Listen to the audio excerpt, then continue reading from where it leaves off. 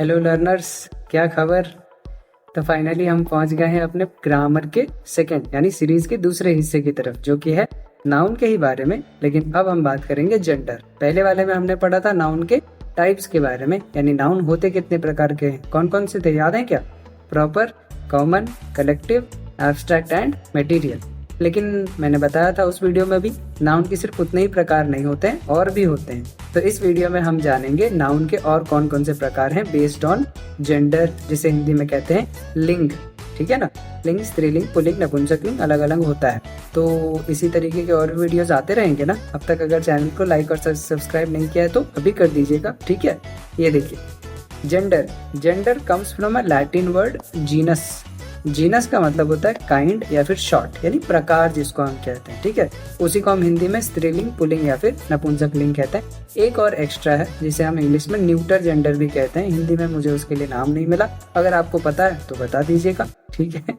तो ये देखिए, लेफ्ट साइड में कुछ वर्ड्स रखे हुए हैं, राइट साइड में कुछ वर्ड्स रखे हुए हैं। पहले पढ़ लेते हैं उनको, फिर कैटेगराइज करेंगे उनको।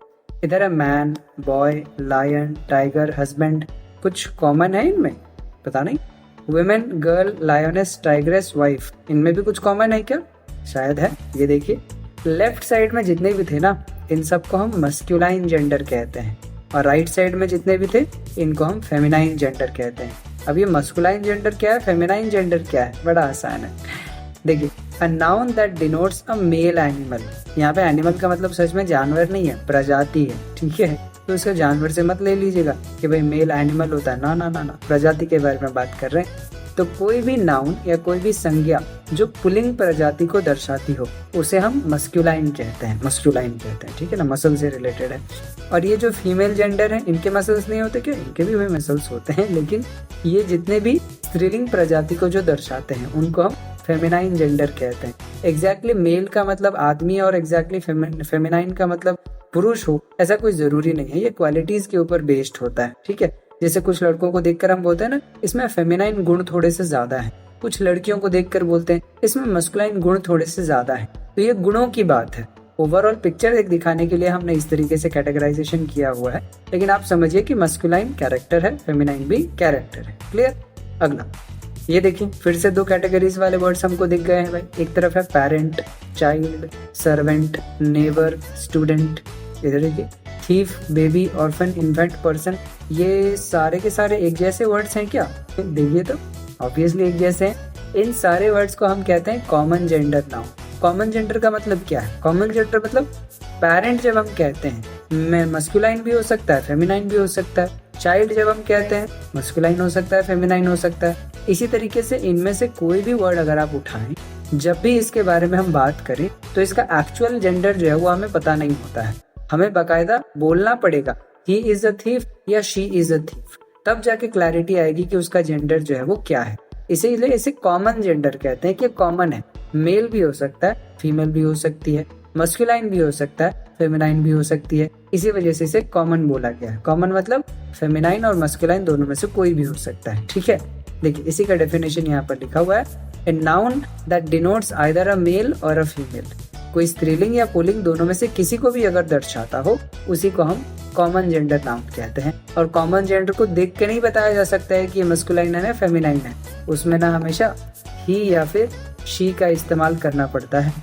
ही मेल के लिए एंड शी ऑब्वियसली फीमेल के लिए, और क्या। इसके बाद देखिए, ये बुक्स, ये जो बुक मैंने कह दिया, ये सारे जो वर्ड हैं इनका भी एक बार कैटेगराइजेशन देख लेते हैं। बुक हो गया, पेन हो गया, mobile, car, notebook, room, cycle. इसमें भी कुछ कॉमन है क्या? शायद हो। ये देखिए, ये सारे के सारे जो नाउन है ना, इन्हें हम न्यूटर जेंडर कहते हैं। अब न्यूटर जेंडर का मतलब क्या? मस्कुलाइन मतलब हो गया पुल्लिंग वाले, फेमिनाइन का मतलब हो गया स्त्रीलिंग वाले, कॉमन मतलब दोनों ही होंगे, न्यूट्रल मतलब दोनों ही नहीं होंगे। यानी कि हम नॉन लिविंग थिंग्स की बात कर रहे हैं यहाँ पे। नॉन लिविंग थिंग्स है, यानी इनमें तो प्राण ही नहीं है ना। अब जिसमें प्राण नहीं है उसका लिंग कैसे हो सकता है? लिंग होने के लिए कोई ना कोई प्राण होना तो जरूरी है। तो इसे हम नपुंसक लिंग कहते हैं, उसी को हम न्यूटर जेंडर कहते हैं। ये नपुंसक, इनके पास कोई प्राण नहीं है, इनके पास कोई लिंग नहीं है, तो इनको न्यूटर जेंडर कहा गया। क्लियर हो गई ना बात? चलिए, तो न्यूटर जेंडर की definition, a noun that denotes a thing, जो किसी वस्तु को दर्शाती हो, neither a male nor a female. अब वो वस्तु ना तो पुल्लिंग ना तो स्त्रीलिंग, क्लियर बात है। चलिए आगे देखिए। अच्छा, इन वर्ड्स को भी थोड़ा एक बार कैटेगराइजेशन कर लें क्या? सन, समर, विंटर, टाइम, डेथ, थोड़े थोड़े सिमिलर लग रहे हैं क्या? शायद हो। मून, अर्थ, स्प्रिंग, ऑटम, नेचर, ये भी थोड़े थोड़े सिमिलर लग रहे हैं। देखिए 4 नाउन तो हम लोगों ने डिस्कस कर लिया जेंडर के हिसाब से, मस्कुलाइन, फेमिनाइन, कॉमन, न्यूटर। एक और बच जाता है, पढ़ाया नहीं जाता है नॉर्मली, लेकिन उसको भी जान लेना चाहिए, और वो है personified male and personified female. अब ये पर्सोनिफाइड का मतलब क्या होता है? देखिए, पर्सोनिफाइड मतलब होता है objects which are associated with strength and violence. जब भी बल और गुस्से वाले गुणों के साथ किसी चीज को एसोसिएट करते हैं ना, नॉन लिविंग थिंग को एसोसिएट करते हैं, तब उसको हम पर्सोनिफाइड मेल कहते हैं। और जब भी एसोसिएट करते हैं किन चीजों को? Beauty, gentleness and ग्रेसफुलनेस।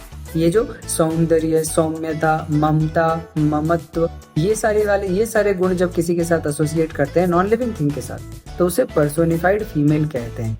यानी कि वो है नहीं मेल या female, but they are personified as male और they are personified as female. उन्हें रूपांतरित किया जा रहा है। कैसे? ये गुण देकर, बल वाले गुण देकर, गुस्से वाले गुण देकर, या सौंदर्य वाले गुण देकर, या ममता वाले गुण देकर। क्लियर हो गई बात? ये नॉन लिविंग है, इनमें अपना कोई गुण नहीं है, लेकिन हम उन्हें एसोसिएट करते हैं ऐसे ऐसे गुणों के साथ, जिसके वजह से वो या तो पर्सोनिफाइड मेल हो गए या तो पर्सोनिफाइड फीमेल हो गए। सीधी सी बात, मेल वाला ये और फीमेल वाला ये। एग्जाम्पल रह गया, ठीक है? इसको रिवाइज करते रहिएगा बार बार। आगे देखिएगा।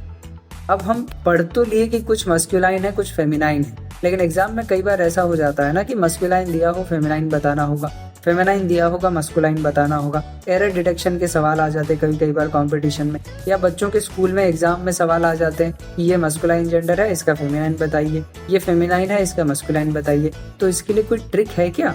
छोटा सा ट्रिक है, अगर फॉलो करेंगे तो फायदा होगा। पहला देखिए, हम कुछ तरीके हैं जिसको यूज कर सकते हैं मस्कुलाइन को फेमिनाइन बनाने के लिए। इसमें से पहला क्या है? By using an entirely different word. अरे भैया ये तो ट्रिक नहीं है, ट्रिक इसके बाद आए। ये जो है ना, इसमें वर्ड्स आपको याद करने पड़ेंगे। ये जो लिस्ट दिख रहा है ना आपको, इसके बाद वाले पेज में और भी है, भरा हुआ है भाई साहब। तो ये रटना पड़ेगा आपको। बॉय का गर्ल होता है, कोई रूल नहीं है। बैचलर का स्पिंस्टर होता है, कोई रूल नहीं है। हार्ट का रो होता है, कोई रूल नहीं है। मंक के लिए नन होता है, कोई रूल नहीं है इसमें। तो ये बाकायदा वो लिस्ट है। ये पेज रहा आपका, और ये देख लीजिए ये पेज हो गया। ये जो 2 पेज है ना, पेज नंबर 1 एंड ये वाला पेज नंबर 2, ये आपको पूरा याद करना पड़ेगा। There is no trick available to remember these kind of words, ठीक है? इन तरीके के शब्दों को याद करने के लिए कोई रूल अवेलेबल नहीं है। थोड़ी तो मेहनत करनी पड़ेगी ना, सारा चीज आसानी से कहाँ मिलता है जीवन में। लेकिन ये वीडियो आसानी से मिल गया है ना आपको, इसका लाभ जरूर उठाइए। जो लिस्ट मैंने पेज नंबर 1 और पेज नंबर 2 में दे दिया है, कम से कम इतना पढ़ लीजिए। मोस्टली 10 में से 8 क्वेश्चन, 10 में से 9 क्वेश्चन आपके इसमें से बन ही जाने हैं। विशेष कोई चिंता करने वाली बात नहीं है। ट्रिक अब अप्लाई होगा। ये देखिए, कुछ ऐसे वर्ड्स हैं जिनमें आप लास्ट में ESS अगर ऐड कर देते हैं ना, तो फेमिनाइन हो जाता है।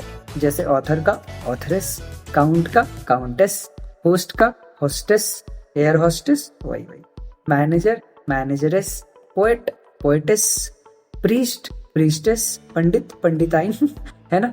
तो ये कुछ ऐसे वर्ड्स हो गए जिसमें आपने लास्ट में ESS जोड़ दिया तो उनके फेमिनाइन जेंडर हो गए। उसी तरीके से कुछ और वर्ड हैं जिसमें आप ESS जोड़ने से पहले एक काम करते हैं, भावेल को हटा देते हैं। जैसे एक्टर एक्ट्रेस, क्या किया हमने?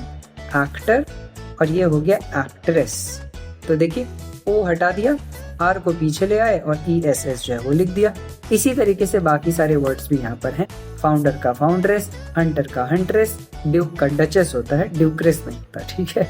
प्रिंस का प्रिंसेस, वेटर का वेट्रेस, मर्डरर का मर्डररेस या मर्डरेस मर्डरेस, मर्डरर का मर्डरेस। खूनी व्यक्ति मेल हो सकता है, खूनी व्यक्ति फीमेल हो सकती है। दोनों के लिए अलग अलग बाकायदा वर्ड यूज किया जाता है। पता था आपको आज से पहले? ये वाला PDF बनाने से पहले मुझे भी नहीं पता था, ठीक है? मेरे लिए ये वर्ड भी नया था।